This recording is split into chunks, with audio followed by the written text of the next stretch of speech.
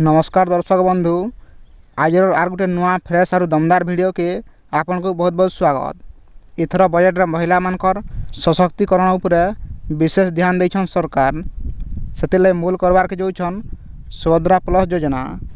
ई Subhadra plus योजना रे आपन माने काना काना सुविधा पाई पारबे और केन केन माने इता लाभ उठे पारबे आज आमे पूरा डिटेल्स जानमा। वीडियो के लास्ट तक देखुन। जदि हमर चैनल रे नुआ अछन वीडियो के गोटे लाइक कर चैनल के भी सब्सक्राइब कर दौन।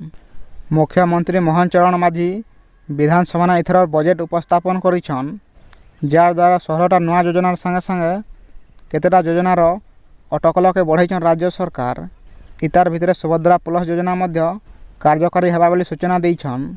सुभद्रा प्लस योजना अधीन रे अनेकटा योजना कार्यकारी हेबा, जेंदा कि किशोरी योजना, सुभद्रा संचय, सुभद्रा सुरक्षा, सुभद्रा साखी, सुभद्रा यात्री, सुभद्रा संघ, कुह सुभद्रा, कॉल सेंटर, सुभद्रा सहयोगी, सुभद्रा स्कॉलर, सुयोग्य सुभद्रा, सुभद्रा प्लस रे एतकिटा योजना कार्यकारी हेबा बोली राज्य सरकार घोषणा करिछन। सुभद्रा योजना लगी बजट रे 10,145 कोटी टंकार व्यय बराद करिछन सरकार।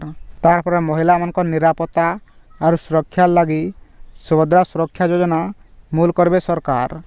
ई योजना रे मोट 153 कोटी टंकार व्यय बराद करबे सरकार।